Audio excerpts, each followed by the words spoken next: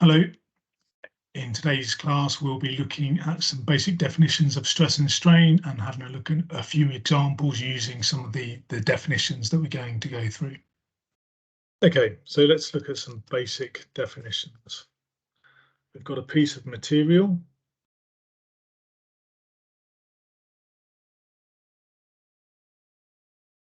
Let's build it in at one end, so it's attached to a wall, rigid wall here. We're applying a force.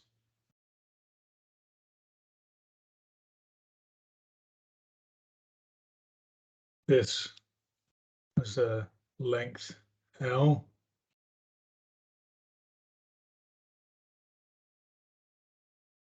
And an area, let's say it's circular cross section. Our area, let's call that A. A deformed shape would look something like this. So it'll get longer and thinner. So that is under tension, and we're applying some direct stress. Our direct stress is our force over our area. Our direct strain is change in length over original length. So the original length is L, the change in length, delta L at the end here.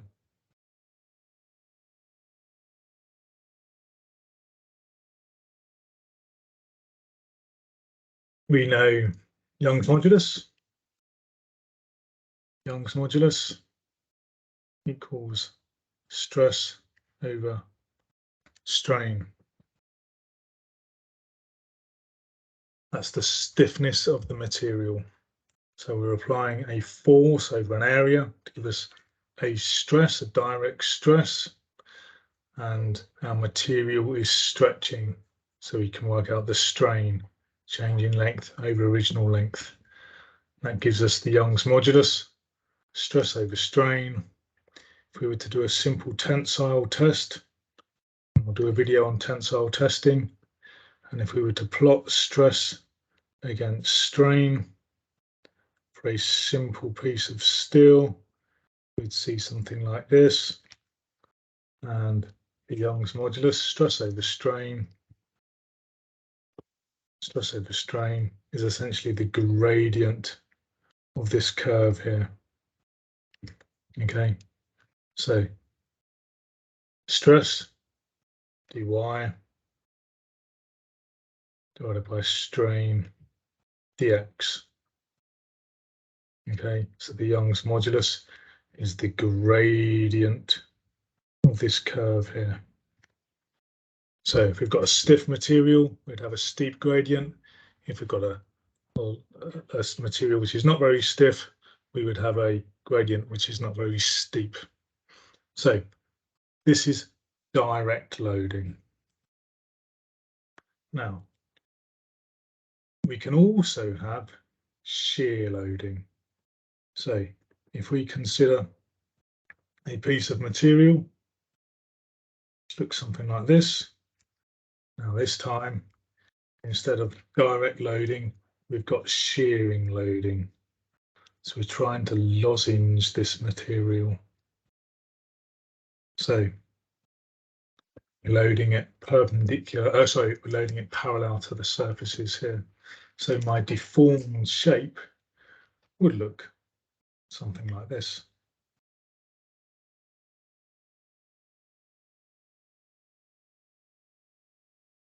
Okay, so my 90-degree corners, which are forming my square,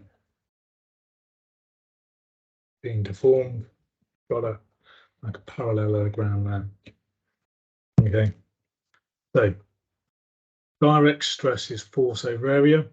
We can also have shear stress, is shear force over shear area. Okay, now my shear force is also F here, and my shear area, if I were to draw this in 3 dimensions, let's say we've got a piece of material here, which looks something like this. My shear area this time, applying my force on this face here. So my shear area would be that face there. Shear force over shear area. We can also have strain. My strain this time is this angle.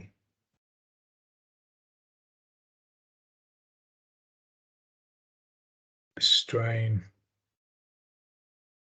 would be given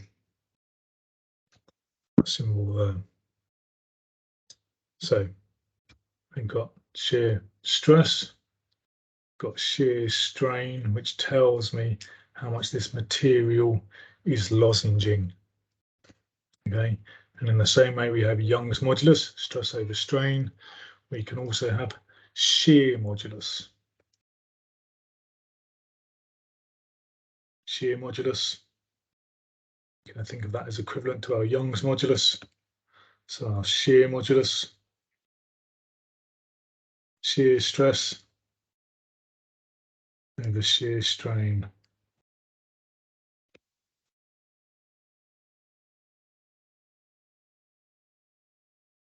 Notice when we have direct loading, not only is my material got longer, it's also got thinner.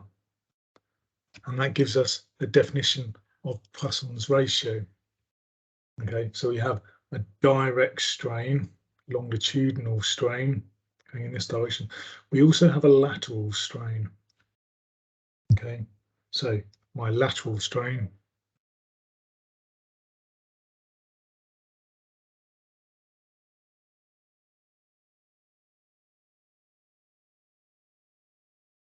equals delta D over D. Okay, so if I were to zoom in on this region here, we've got a piece of material.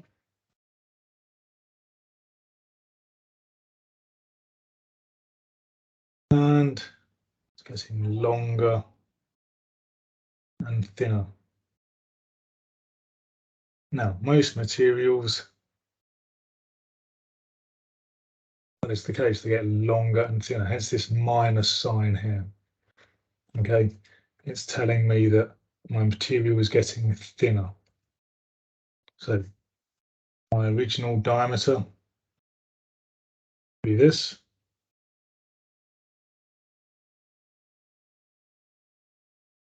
Applying my force.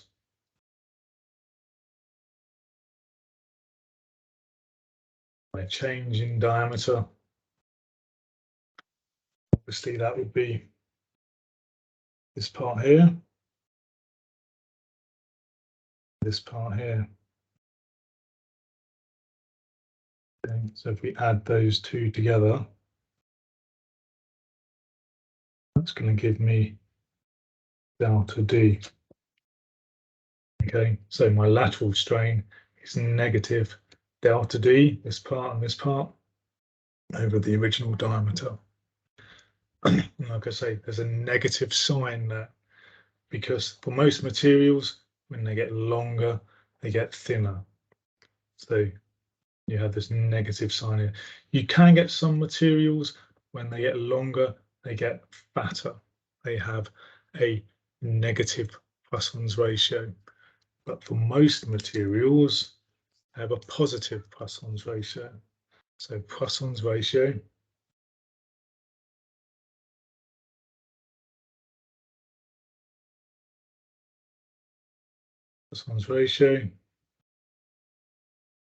equals my lateral strain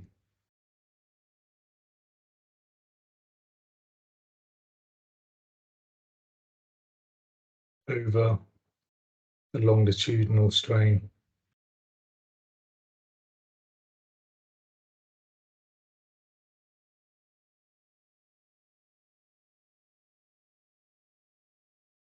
So your lateral strain tells you how much thinner it's got, and your longitudinal strain tells you how much longer the material has got.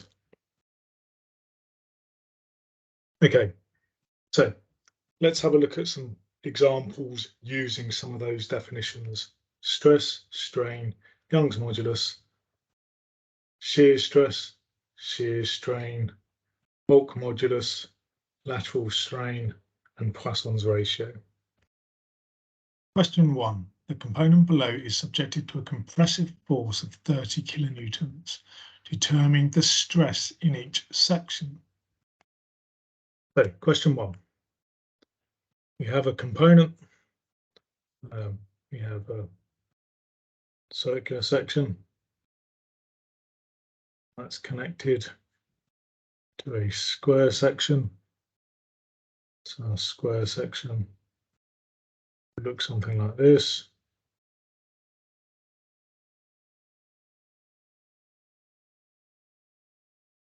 Our circular section is 30 millimeters in diameter. So this area here, this diameter, is 30 millimeters. And the square section is 50 millimeters by 50 millimeters.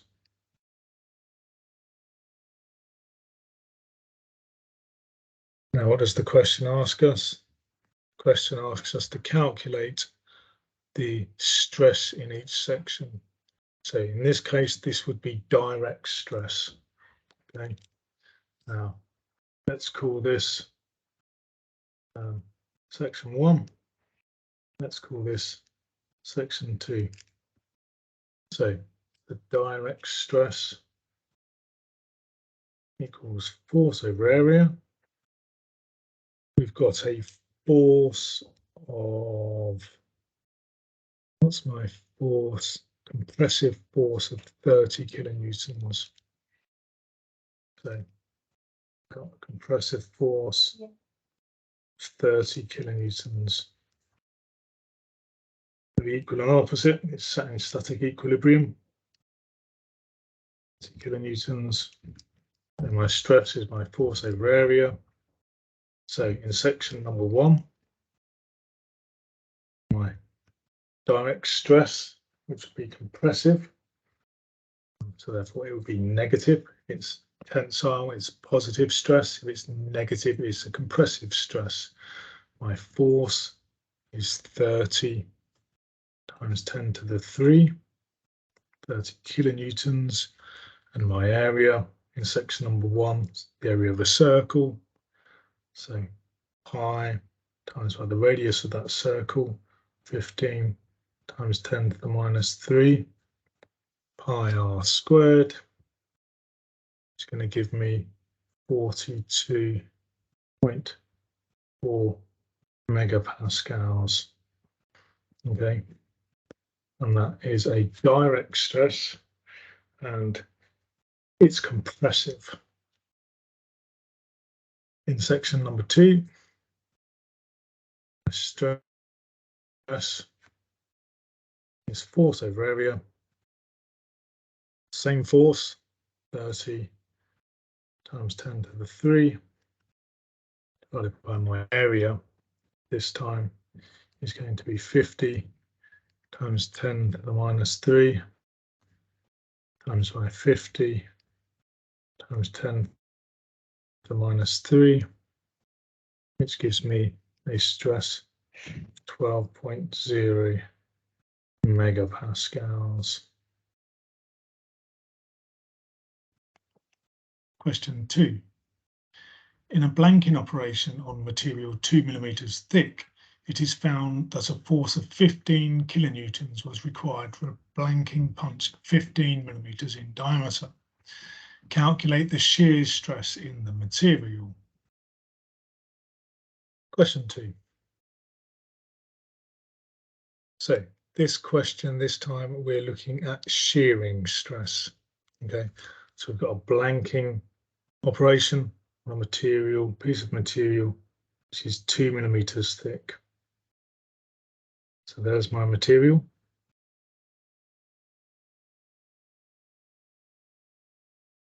We're cutting out a circular blank, 15 millimeters in diameter.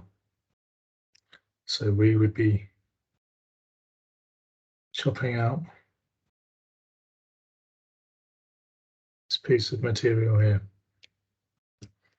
Okay, so we end up with a circular piece of material being sheared out of that piece of material.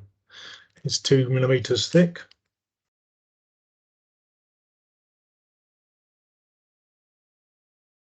2 millimeters. And we're asked to calculate the shearing stress. Okay, so shearing stress, shearing force over shearing area. We're told in the question we need a shearing force of 15 kilonewtons. So that's going to be 15 times 10 to the 3 over my shearing area. Now my shearing area is going to be the circumference of this circle times by the thickness of the material. It's going to be that area there. That area there is the area that we're shearing. So circumference of a circle, 2 pi r, times by the thickness of the material. So 2 pi times by the radius of the circle. Now this is 15 millimeters in diameter. This section here is 15 millimeters in diameter, so therefore the radius is going to be 7.5 millimeters. 7.5 times 10 to the minus 3. So that's 2 pi r. So that's the circumference of this circle times by the thickness of the material times by 2 times 10 to the minus 3 gives me a shear stress 159.2 megapascals. Question 3. A steel bar had an area of section of 50 millimeters squared and is subjected to an applied tensile force of 600 kilonewtons. If the length of the bar is 1.5 meters and the modulus of elasticity is 200 gigapascals, determine the extension of the bar. Question 3. Notice there's a mistake in this question. It says a steel bar had an area of section of 50 millimeters squared. That should actually say a steel bar has an area of had an area of section 950 millimeters squared. So the steel bar has an area of section 950 millimeters squared and is subjected to a tensile force of 600 kilonewtons.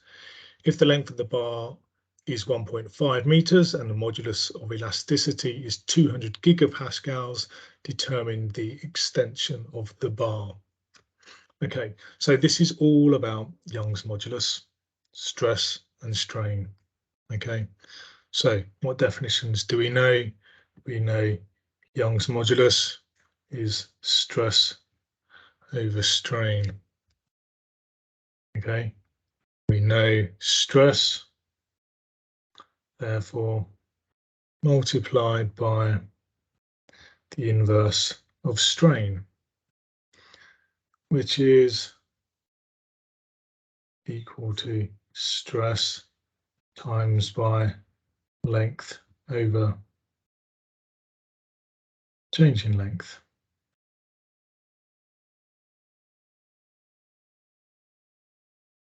Stress, we know, is force over area. times by length over change in length. Therefore, Young's modulus equals FL over A delta L.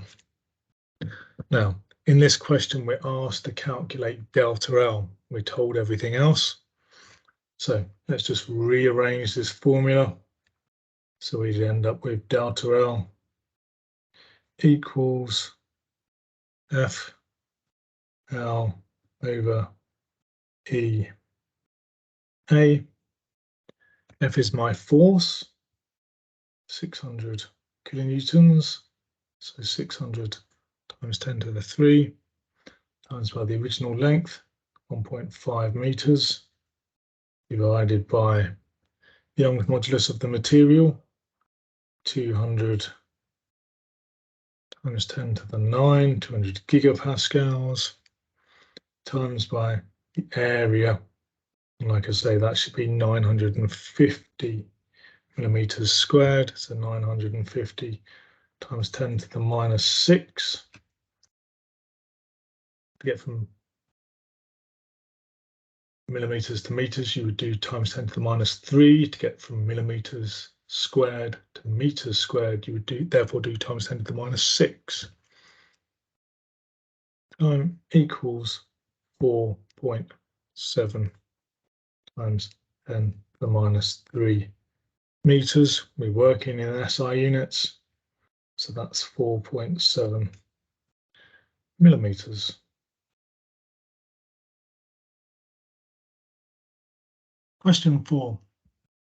A steel wire 1.5 millimeters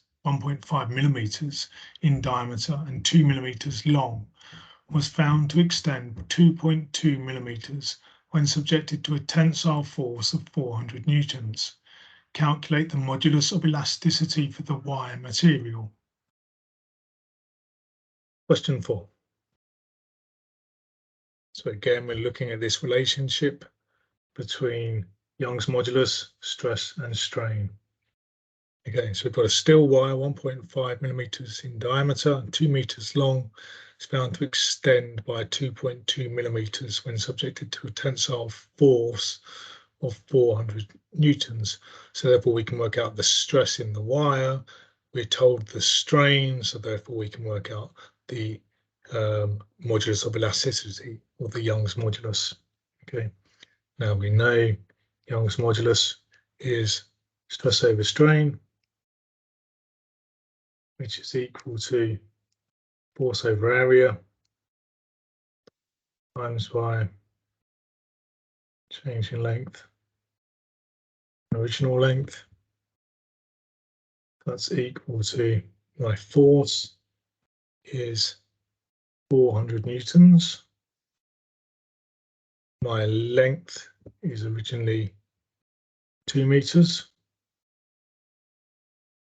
My area, so yeah, it's a circular wire, 1.5 millimeters in diameter, so therefore the radius is 0.75.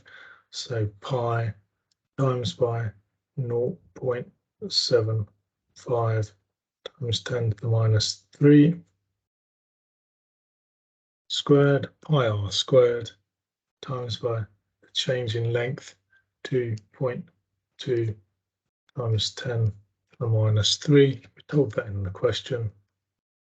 So therefore that gives me a Young's modulus of 205.8 gigapascals.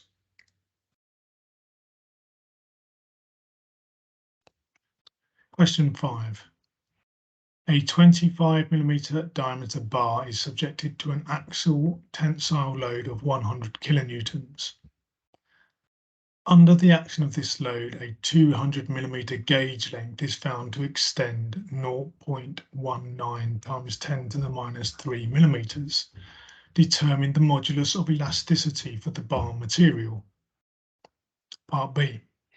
If, in order to reduce the weight whilst keeping the external diameter constant, the bar is bored axially to produce a cylinder of uniform thickness, What is the maximum diameter of the bore possible, given that the maximum allowable stress is 240 megapascals? The load can be assumed to remain constant at 100 kilonewtons. What will the change in the outside diameter of the bar on the limiting stress under the limiting stress quoted in B?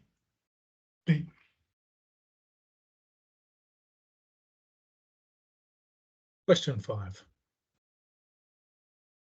So we've got this bar in tension, subjected to an actual tensile load of 100 kilonewtons. Under the action of this load, a 200 mm gauge length is found to extend by 0.19 times 10 to the minus 3 millimeters, determining the modulus of elasticity.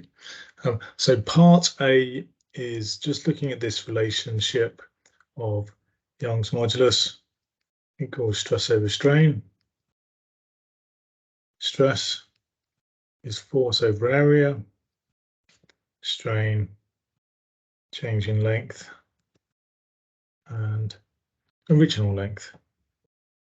So my force is 100 kilonewtons, so 100 times 10 to the 3. My original length was 200 mil, so 200 times 10 to the minus 3.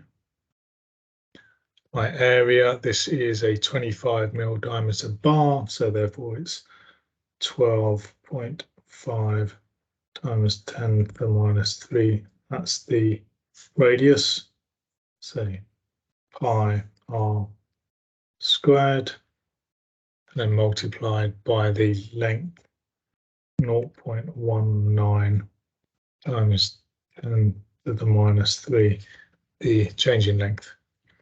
So that gives us 214.4 gigapascals.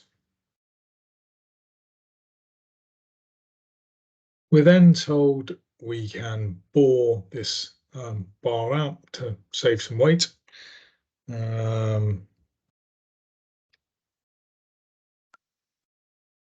B, the load can be assumed to remain constant. The maximum allowable stress is 240 megapascals. Okay, so part B. Stress is force over area.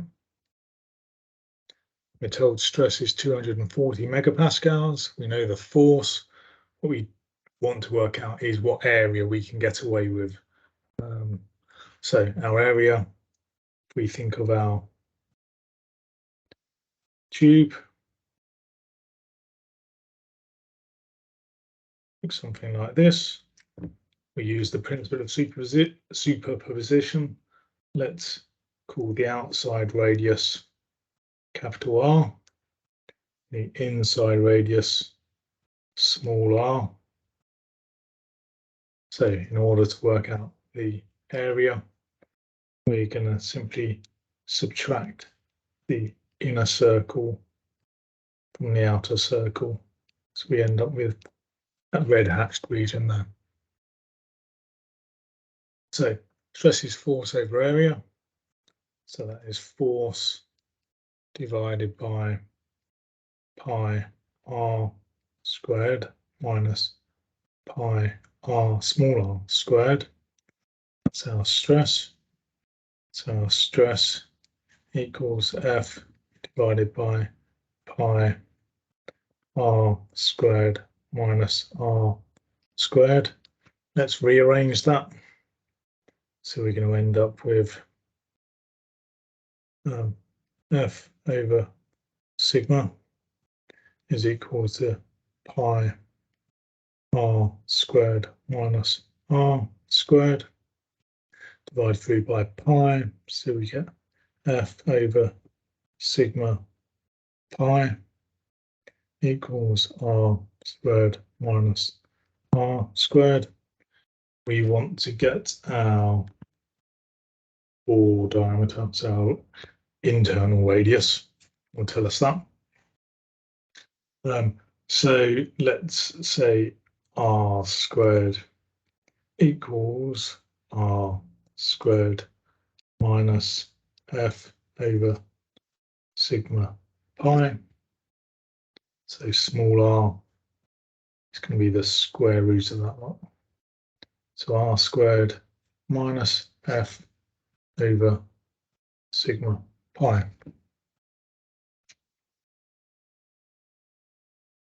Now, radius 12.5 times 10 to the minus 3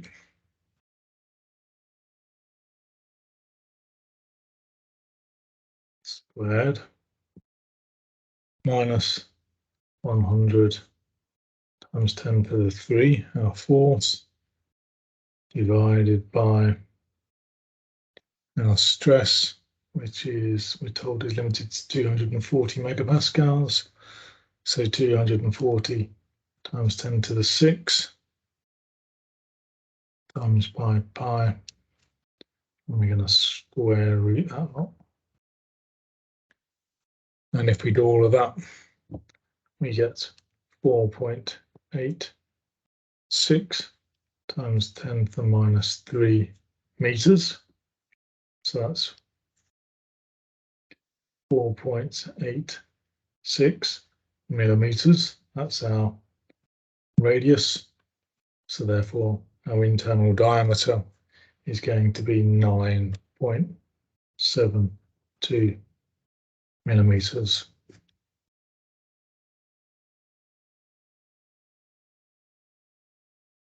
Okay, so that's part B. Okay, part C now.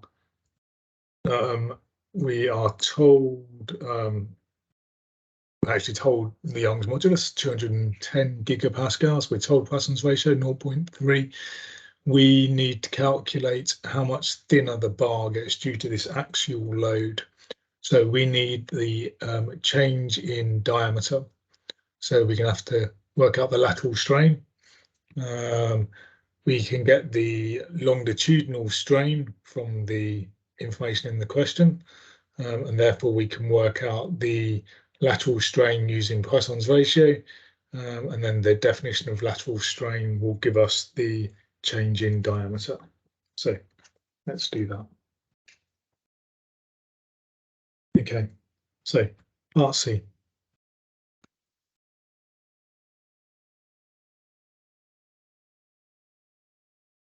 So what do we know?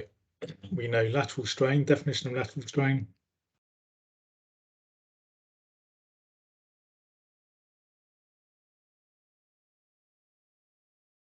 Is equal to negative change in diameter over original diameter. So that's our lateral strain. We also know Young's modulus equals direct stress over direct strain. So therefore we can work out our direct strain is our Young's modulus divided by our, our stress divided by our Young's modulus. So that's 240 times 10 to the 6 divided by Young's modulus, which we're told to use in the question, 210 gigapascals, which equals 1.14 times 10 to the minus 3. Notice there's no units there. Strain is meters over meters. So therefore our units cancel out. It's unitless. So that is our longitudinal strain. So therefore, now we've got our longitudinal strain, we can work out our lateral strain. So our lateral strain equals Poisson's ratio times by the longitudinal strain.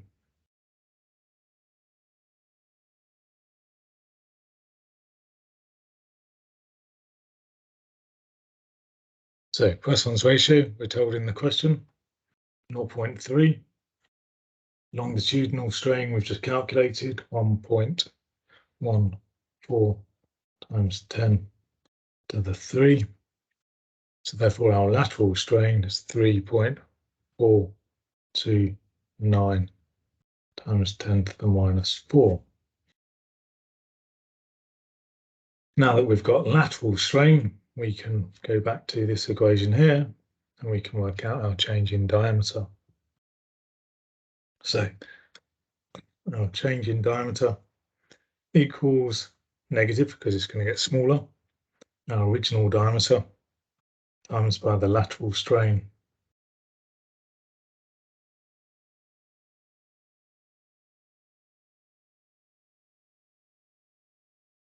Our original diameter was 25 mil, so 25 times 10 to the minus 3 can be negative, times by the lateral strain 3.429 times 10 to the minus 4, which gives me minus 8.57 times 10 to the minus 6 meters. Negative, that means we get a reduction. So this bar is going to get thinner as it's being stretched. Question 6. The structure below consists of 3 uniform horizontal members, AB, BC, and CD. The members are pinned together at B and C, while the ends A and D are pinned to rigid foundations. Calculate the value of the horizontal force at B that will produce a displacement of 1.8 millimeters at B in the direction of X. What is then the displacement at joint C and the reactions at A and D? The members have the following cross-sectional areas. AB is 1,200 millimeters squared, BC is 1,000 millimeters squared, and CD is 1,400 millimeters squared.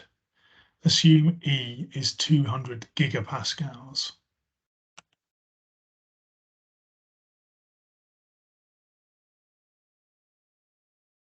Question 6. So we've got this structure. We have got member AB.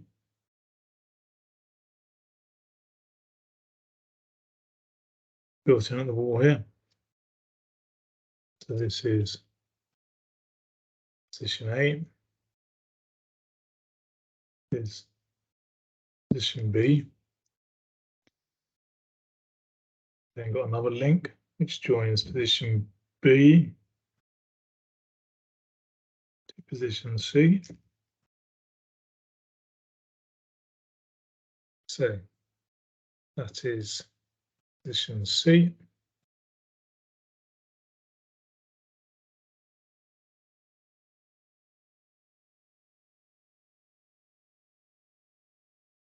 We've then got another link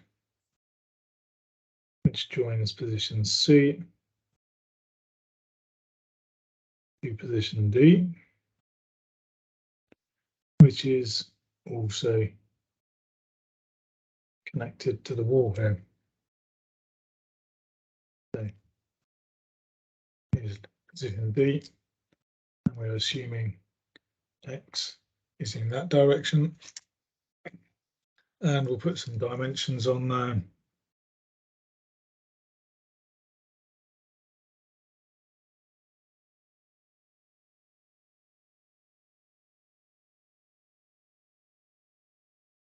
So AB is 1.2 meters, BC is 2.0 meters, and CD is 1.0 meters. So what do we know? We know the distance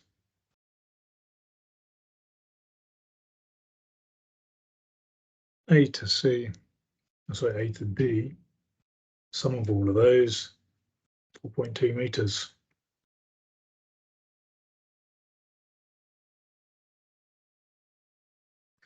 We also know that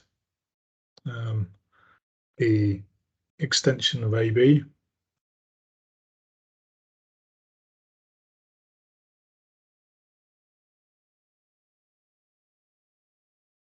is equal to the shortening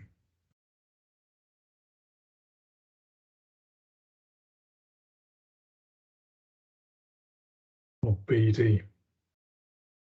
So let's work out the strain in this bit, this link, and the strain in this link, and the strain in this link. And we know the strain in this link is equal to the strain in that link plus the strain in that link. Okay, so let's draw some free body diagrams. We've got our first link there. We've got our second link there. And we've got our third link there.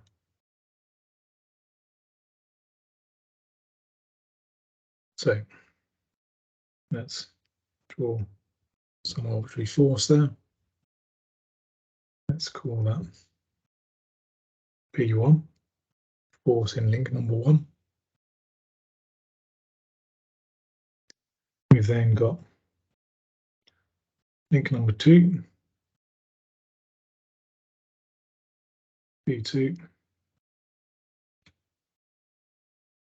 P2, and this would also be P2.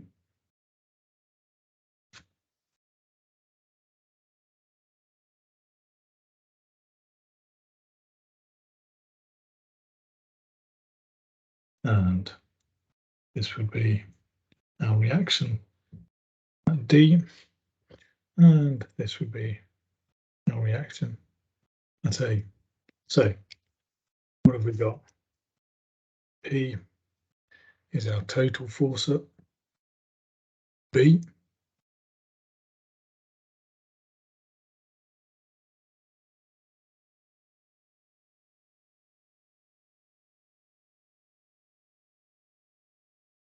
P1 is the component stretching AB.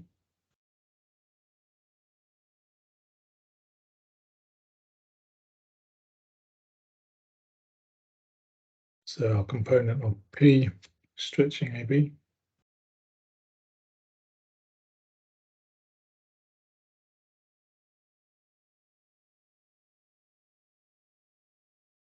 P2 is our component of P.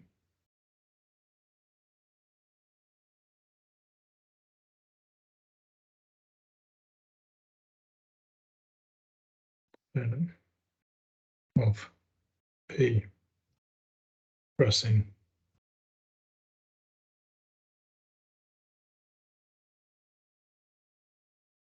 B, C, D.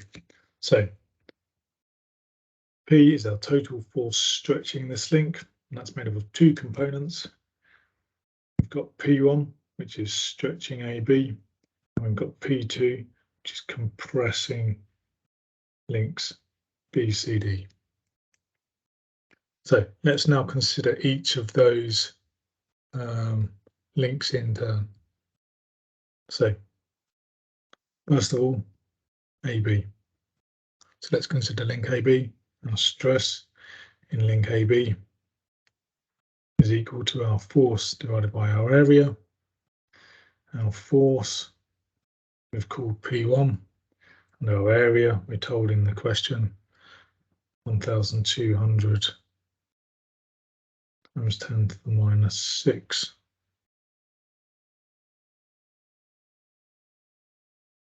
Now we also know Young's modulus equals stress over strain. So now let's work out the strain in this first link. So the strain AB is equal to our stress divided by our Young's modulus. So that is P1 over 1, 2, 0, 0 times 10 to the minus 6 times by the Young's modulus, 200 times 10 to the 9, 200 gigapascals, which gives me P1 over 240 times 10 to the 6. So that is the strain in link AB. Now that we've got the strain in link AB, we can work out the change in length of link AB, because we know that's going to be equal to the change in length of BC and CD. So the change in length AB is equal to the strain times by the original length. So that's P1 over 240 times 10 to the 6 times by the original length, 1.2, which is equal to 5 times 10 to the minus 9 P1. That is the change in length of link AB.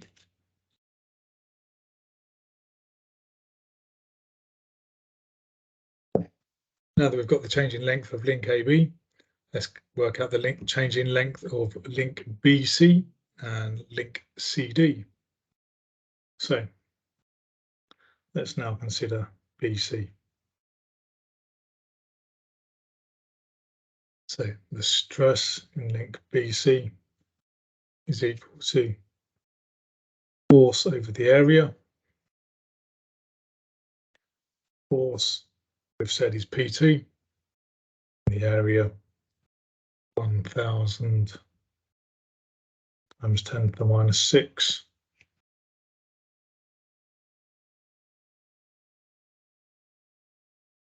Now that we've got the stress in link BC, we can work out the strain in link BC, which is simply the stress divided by the Young's modulus. So that is P2 over 1000 times 10 to the minus 6 times by 200 times 10 to the 9, which equals P2 over 200 times 10 to the 6. So that is the strain in length BC. Now that we've got the strain in length in BC, we can work out the change in length of link BC. So the change in length BC is going to be equal to the strain times by the original length. So that is P2 over 200 times 10 to the 6 divided by the original length, 2, which is going to be 1 times 10 to the minus 8 P2. So we've now got the change in length of link AB and the change in length of link BC.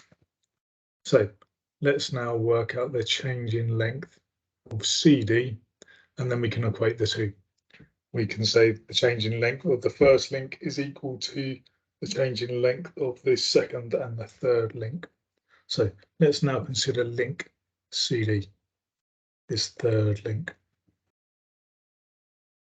So again, our stress in CD equals our force divided by our area. Our force is going to be P2 still. No area, 1400 times 10 to the minus 6. So that's going to be the stress in link BC, CD. So therefore we can work out the strain in length CD is simply the stress divided by the Young's modulus. So that's P2 over 1400 times 10 to the minus 6 times by 200 times 10 to the 9. That's equal to P2 over 280 times 10 to the 6. So we've got the strain in length CD. So now we can look at the change in length of link CD equals the strain times by the original length, which is going to be equal to P2 over 280 times 10 to the 6 times by the original length, which is 1, which is equal to 1, which is equal to 3.57 times 10 to the minus 9 P2. So let's consider what we've worked out. Okay, so we have got change in length of link AB. Let's call that equation number 1. We've also got change in length of link BC. Let's call that equation number 2. And finally, we've worked out the change in length of link CD. Let's call that equation number 3. So we know when AB gets longer, the distance that it gets longer is the same as the distance that BC and CD gets shorter. We're applying our force there. Okay, so length AB, which is change in length AB, equation number 1. So we're going to say that equation number 1 is equal to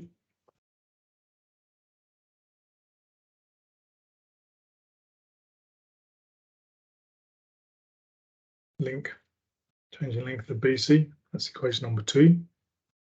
So that's equal to equation number 2 plus change in length of link CD, which we have called equation number 3, change in length of link CD, which we're calling equation number 3. So equation number 1 was 5 times 10 minus 9 P1 is equal to equation number 2, which was 1 times 10 to the minus 8 P2. So 1 times 10 minus 8 P2 plus equation number 3, which is here, look, 3.57 times 10 to the minus 9 P2. So 3.57 times 10 to the minus 9 P2.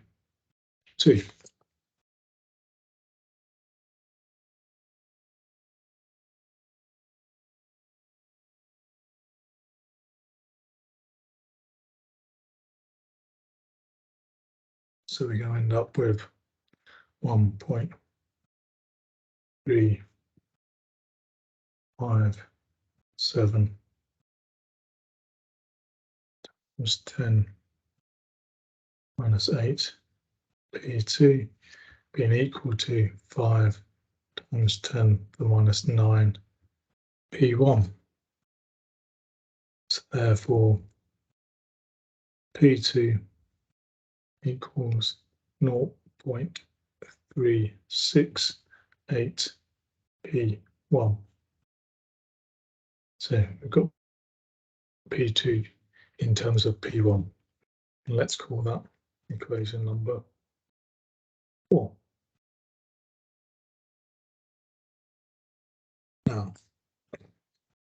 What are we told in the question?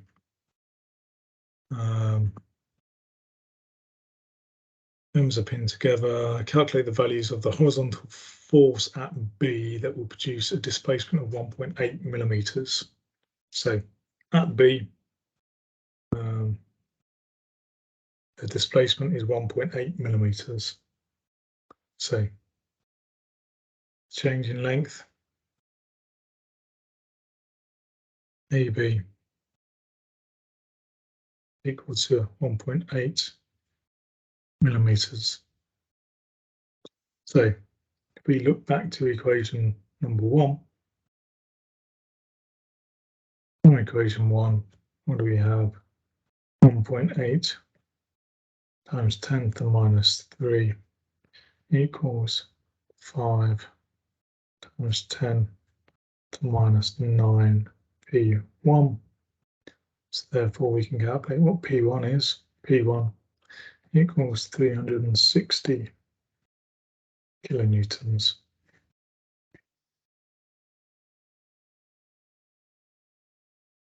Now that we've got P1, we can look at equation 4 and we can work out what P2 is. P2 equals 0.368 P1, which is equal to 132.48 kilonewtons. So our total force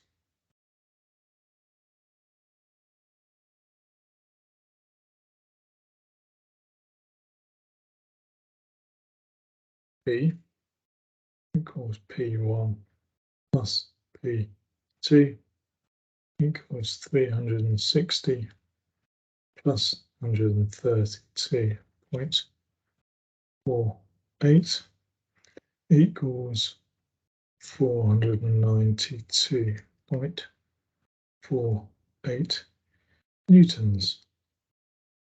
So that's our total force.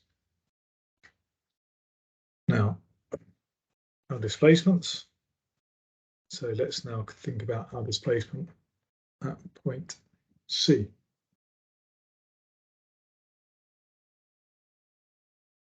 So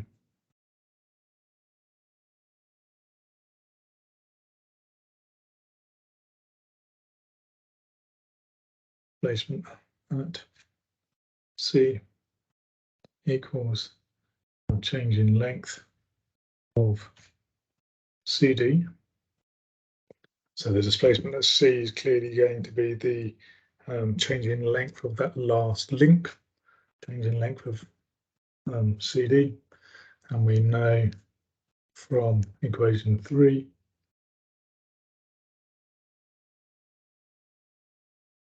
change in length CD equals 3.75 times 10 to the minus 9 times by 132.48A,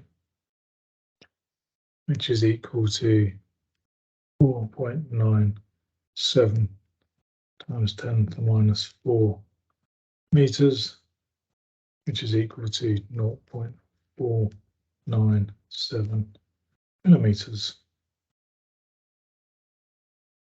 And then finally, we're asked to calculate the reactions. Well, the reaction at A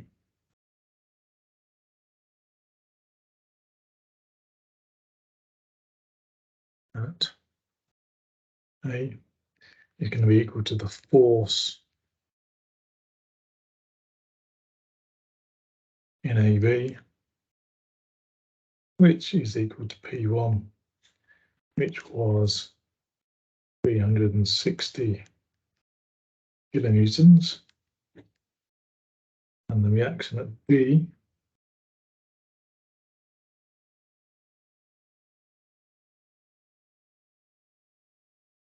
equals P2 equals 132.48 kilonewtons. So that question, we know we're applying our force at position B, so therefore the change in length at AB is equal to the change in length at BC plus the change in length at CD, and therefore we can work out the strains accordingly, and then equate those and work out the unknowns. So if you've got any questions about any of those examples that we've been through there today, just let me know, and hopefully I can help you.